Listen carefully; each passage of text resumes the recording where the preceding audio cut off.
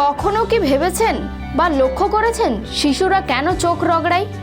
সম্প্রতি শিশুকালে কথা ফোটে না বাচ্চাদের, ফলে তাদের অঙ্গভঙ্গি দেখেই আমরা বোঝার চেষ্টা করি।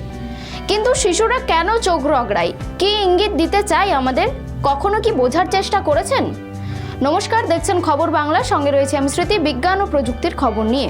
শিশুরা চোখে হাত দিয়ে চোখ রগড়ালে আমরা তা ক্লান্তির ইঙ্গিত বলেই ধরে নিই, অথবা ঘুম পেয়েছে তাই হয়তো চোখ রগড়াচ্ছে।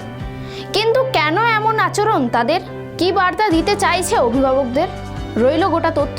যদিও শিশুর পক্ষে এর জবাব দেওয়া সম্ভব নয়, তবে এই প্রশ্নের উত্তর রয়েছে বিজ্ঞানের কাছে। ইউসিএল এর ডেভিড গ্যাফেন স্কুল অফ মেডিসিনের অধ্যাপক রেবেকা ডুওভিজ জানিয়েছেন, ক্লান্তিতে আপনা আপনি চোখে হাত চলে যায় আমাদের, তাই কোথাও যে একটা অস্বস্তি হচ্ছে সেটা ভালোভাবেই বোঝা যায়। যদিও দীর্ঘক্ষণ একইভাবে কাজ করে ক্লান্ত হয়ে পড়লে চোখের পেশিতে তার জানান দিতে শুরু করে, ফলে বিরতি নেওয়ার প্রয়োজন পড়ে। স্বাভাবিকভাবেই হাত পৌঁছায় চোখে।